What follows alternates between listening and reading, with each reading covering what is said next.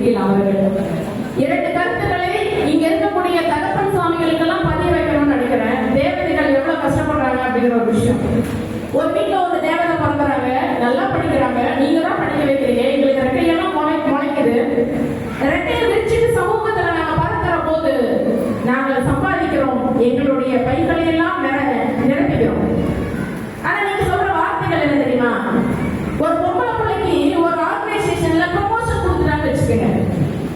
ஏதோ ஒரு இடத்துல வேலை பார்க்கிறாங்க, மேனேஜர் ஆயிடுறாங்க, ஒரு டீன் ஆயிடுறாங்க, ஏதாவது ஒண்ணு அடுத்த கட்டத்துக்கு போகிற போது ஆண்களின் வாய்களில் இருந்து வருகிற வார்த்தை அவன் மேல இருக்கிற அதிகாரியை கரெக்ட் பண்ணிக்கலாம்.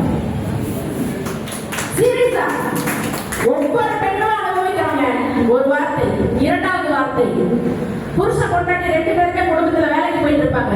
சேர்ந்து போகக்கூடிய நேரங்கள் கம்மி. எங்களுடைய குழந்தைகளை அடுத்த கட்டத்திற்கு உருவாக்குவதற்காக நாங்கள் போராடி கொண்டிருக்கிறோம். எங்களுடைய வாழ்வாதாரத்தை மேம்படுத்துவதற்காக நாங்கள் உழைத்துக் கொண்டிருக்கிறோம்.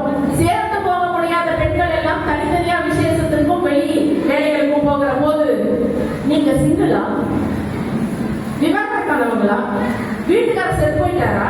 நான் கேட்கிறேன் ஜெயிச்சுக்கிட்ட ஒரே ஒரு கருத்தை, நீங்கெல்லாம் எத்தனை நாள்ல பொண்டாட்டி பிள்ளைகளும் ஒன்னா கூட்டு போயிருக்கீங்க?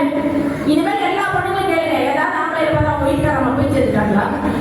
நல்ல நிகழ்ச்சி இப்படி நான் சொல்லக்கூடாது. ஆனா எவ்வளவு வழியை நீங்கள் வெளியிலே வரக்கூடிய தேவதைகளுக்கு கொடுத்து கொண்டு இருக்கிறீர்கள் அப்படிங்கறத இன்னைக்கு பதிச்சுக்கணும்.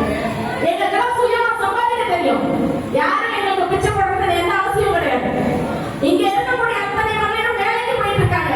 அவர்கள் தன்னுடைய உழைப்பை நம்புகிறார்களே தவிர தன்னுடைய மேலதிகாரியையோ தன்னுடன் வேலை பார்ப்பவர்களையோ தன்னுடைய கணவர்களையோ நம்புவதில்லை. தங்களுடைய உழைப்பை மட்டுமே நம்பி தேவதைகளாக உலகம் கொண்டிருக்கிறார்கள். பெண்களை பற்றி கேவலமாக பேசக்கூடிய ஒவ்வொரு ஆண்களுக்கும் இன்னைக்கு நான் சொல்றேன், தான் திருடி பிறரை நம்பார். உங்க வீட்டு பெண்கள் சரியிருந்தா உங்க கூட இருக்கிற அனைத்து பெண்களும் சரியாக இருக்கிறார்கள் என்ற அர்த்தம். தவறாக பேசுவதை நிறுத்திக் கொள்ளும்.